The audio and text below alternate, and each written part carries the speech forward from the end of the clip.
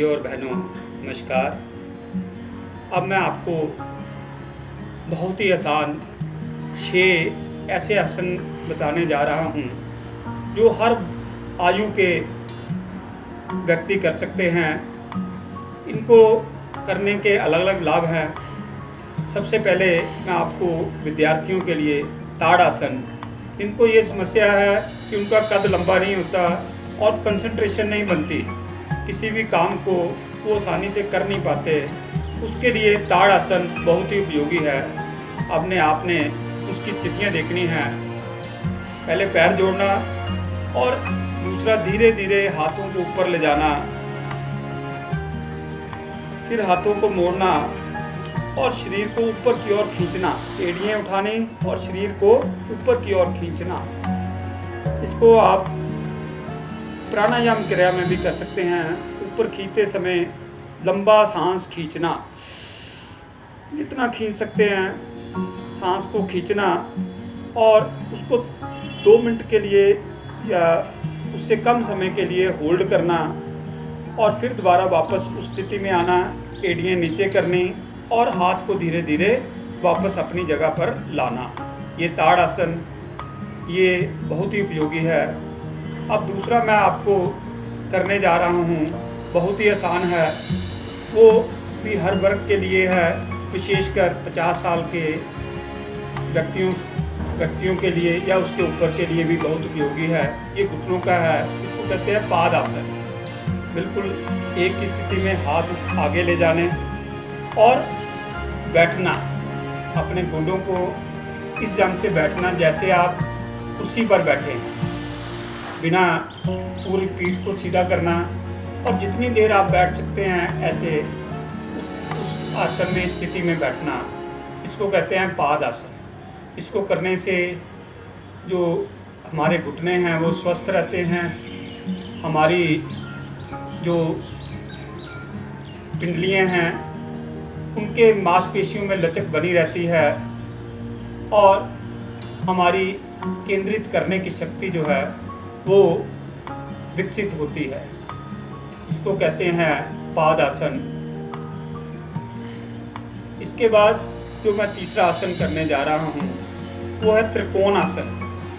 ये त्रिकोण आसन, ये हमारी रीढ़ की हड्डी के लिए भी बहुत उपयोगी है और इससे हमारे मन को शांति मिलती है और हमारी जो सोचने की शक्ति है वो समृद्ध होती है।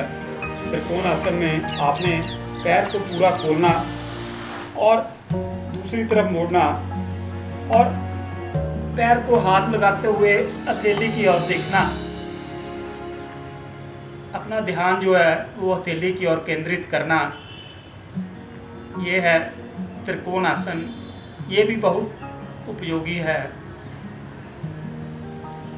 फिर वापस उसी स्थिति में, फिर सामने और फिर पैर जोड़ने। अब मैं आपको 3 बैठने के आसन बताऊंगा। ये हैं, सबसे पहले वज्रासन। अपने पैरों को पीछे करना और बिल्कुल सीधा इस स्थिति में बैठना, पीठ को सीधा रखना।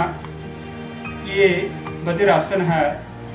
ये इसमें सबसे बड़ी इसकी उपयोगिता है, ये आप उसको खाना खाने के बाद भी कर सकते हैं। ये हमारी पाचन क्रिया को सुधारता है, हमारी फेफड़ों को मजबूत बनाता है। इसी वज्रासन की स्थिति में आप अपने फेफड़ों की एक्सरसाइज भी कर सकते हैं। उसके लिए आपको हाथ साइड में करने हैं और अपनी चेस्ट को बाहर निकालना और लंबा श्वास खींचना। जितना लंबा श्वास आप फेफड़ों में भर सकते हैं उसको करने से आपके जो है फेफड़े वो मजबूत होते हैं। और सांस को रोकना, फिर धीरे धीरे सांस को छोड़कर सामने आ जाना। इसकी दूसरी क्रिया है हाथों को अपने मुट्ठी बनाने और अपने नाभि के नीचे हाथ को रखना और बिल्कुल झुकना और सांस को छोड़ना, पूरी तरह छोड़ना। इसको ऐसे 3 बार करना है। इसको करने से आपको शुगर की जो समस्या है, जो हमारे पंक्तियाज की खराबी की वजह से होती है, वो ठीक होती है। लेकिन हर योग को कम से कम 3 बार करना। तीसरा, इसी ताड़ आसन की स्थिति में आपने सांस के द्वारा हाथ को खींचना, ऊपर की ओर ले जाना, पूरा सांस खींचना, शरीर को खींचना और धीरे धीरे धीरे सांस को छोड़ते हुए आगे की ओर आना है।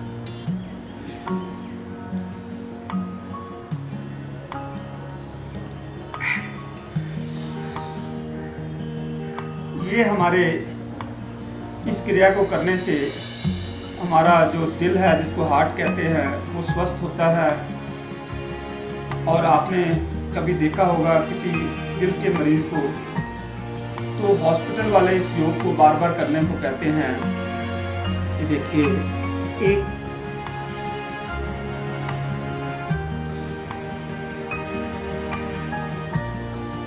2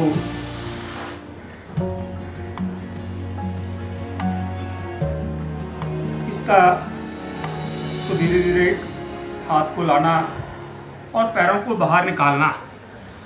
इसको करने के फौरन बाद पैरों को सीधे करना और पैरों को हिलाना, ताकि हमारे जो खून का दौर है वो ठीक तरह से चले। उसके बाद दूसरा बड़ा आसान आसन है, वो है तितली आसन। पैरों को जोड़ना और अपने शरीर को आगे की ओर खींचना और इसको पैरों को हाथों से पकड़ना और जितना नीचे हो सके पीठ को सीधा रखना। ये तितली आसन है। ये हमारे सभी मूत्र संबंधी विकार हैं, उनको दूर करता है तितली आसन। ये बहुत ही उपयोगी है।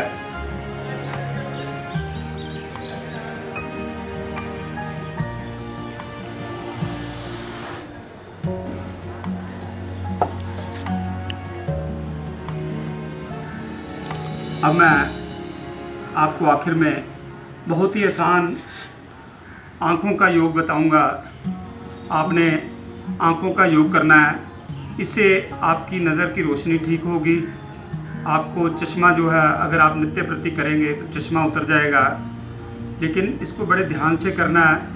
सबसे पहले 16 बार ऊपर नीचे, 1 2 3 4 5 6 7 8। फिर राइट लेफ्ट 1 2 3 4 5 6 7 8। फिर राउंड द क्लॉक 1 2 3 4 5 6 7 8। फिर एंटी राउंड द क्लॉक 1 2 3 4 5 6 7 8। उसके बाद आंखें बंद करनी, हाथों को रगड़ना, उसको वार्म करना, हाथों को बहुत अच्छी तरह से गर्म करना और फिर आंखों की मसाज करनी। ये कम से कम सारी क्रियाएं 16 बार करनी है। आपने इस चीज़ का ध्यान रखना है।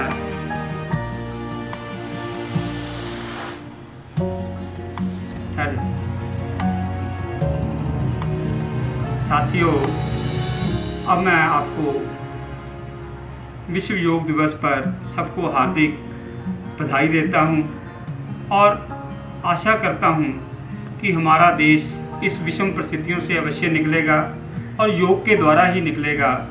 आप सभी नित्य प्रति योग करें ताकि आपकी इम्यूनिटी बढ़े और आप ये कोरोना जैसी महामारी से लड़ सकें। और अगर आप स्वस्थ होंगे तो हमारा देश स्वस्थ होगा, और अगर हमारा देश स्वस्थ होगा तो ये विश्व स्वस्थ होगा।